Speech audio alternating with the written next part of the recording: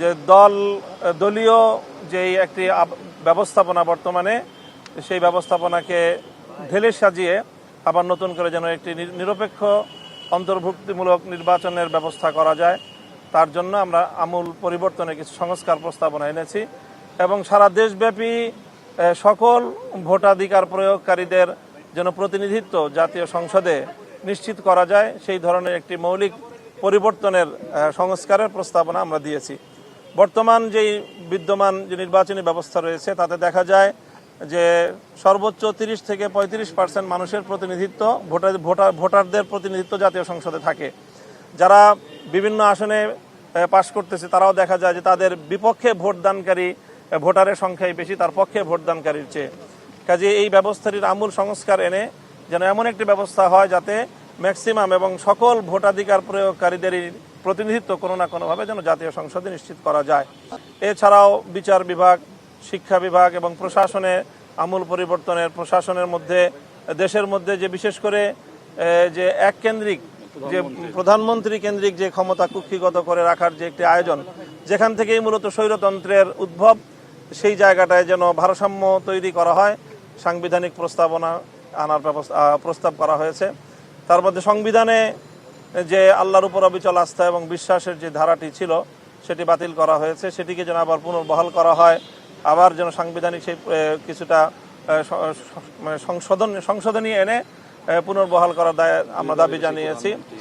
সেই ক্ষেত্রে 2 বারের বেশি কোনো প্রধানমন্ত্রী যেন একসাথে পরবর্তীতে যেন তিনি দায়িত্ব পালন করতে না পারেন, সেই প্রস্তাবনা আমাদের পক্ষ থেকে ছিল। আর একটু বড় প্রস্তাবনা ছিল যে আমরা জানি হেফাজতে ইসলামের বিভিন্ন আন্দোলনে 2013 সাল, 16 সাল এবং 2021 সালে বহু মামলা, আমাদের অনেক হতাহত রয়েছে, শত শত মানুষ আমাদের হতাহত হয়েছে, তাদের অনেকের সন্ধানও এখন আমাদের কাছে নেই। আমরা সেই ব্যাপারে সহযোগিতা চেয়েছি যেন আমাদের সকল শহীদদের এবং নিখোঁজ মানুষদের কোনো একটি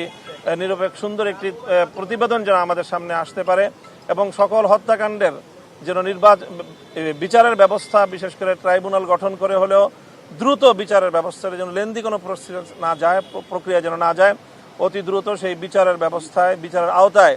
যারা মূলত দায়ী এবং তাদেরকে যারা নির্দেশদাতা, যারা সংশ্লিষ্ট ছিল, তাদের সকলের জন্য বিচারের একটা আয়োজন করা যায়, সে ব্যাপারেও আমরা দাবি জানিয়েছি। এছাড়া দেশের কোনো নীতিমালা, আইন প্রণয়নের ক্ষেত্রে ইসলাম বিরোধী কোনো নীতি, আইন যেন প্রণয়ন না হয়, সেই বিষয়ে আমরা প্রস্তাবনা এবং দাবি জানিয়েছি। এবং হেফাজতে ইসলামের সকল মামলাগুলো, প্রায় 3 শতাধিক মামলা দেশব্যাপী 2013 সাল থেকে 2021 সাল পর্যন্ত হেফাজতে ইসলামের নেতাকর্মীদের বিরুদ্ধে দায়ের হয়েছে, সেই মামলাগুলো যেন অতি দ্রুত একটি নির্বাহী আদেশের মাধ্যমে এবং আইনি প্রক্রিয়ার মাধ্যমে এটি যেন দ্রুত প্রত্যাহারের ব্যবস্থা হয় এবং সেটির জন্য আমরা 1 মাসের একটি সময় সীমা আমরা ওনার কাছ থেকে চেয়েছি যে 1 মাসের মধ্যেই যেন এই সকল মামলাগুলো যেন প্রত্যাহার করা হয়। তো মাননীয় প্রধান উপদেষ্টা আমাদের সকল দলের বক্তব্যগুলো খুব ধৈর্য সহকারে শুনেছেন এবং অত্যন্ত সৌহার্দ্যপূর্ণ আন্তরিক পরিবেশে আমাদের এই বৈঠক সম্পন্ন হয়েছে। তিনি আমাদের সকলকে ধন্যবাদ জানিয়েছেন এবং আগামী দিনে অন্তর্বর্তীকালীন সরকারকে রাষ্ট্র পরিচালনায় সহযোগিতা করার জন্য তিনি আহ্বান জানিয়েছেন এবং আমরা তার সেই আহ্বানে সাড়া দেওয়ার প্রত্যয় ব্যক্ত করেছি। সেই সাথে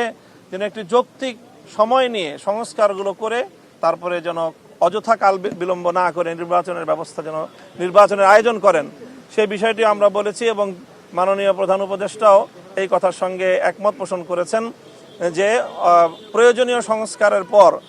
কাল বিলম্ব না করে তারাও নির্বাচনের দিকে চলে যেতেই আগ্রহী এবং সেই ধরনের তারা প্রস্তুতি এবং তারা আয়োজন করছে।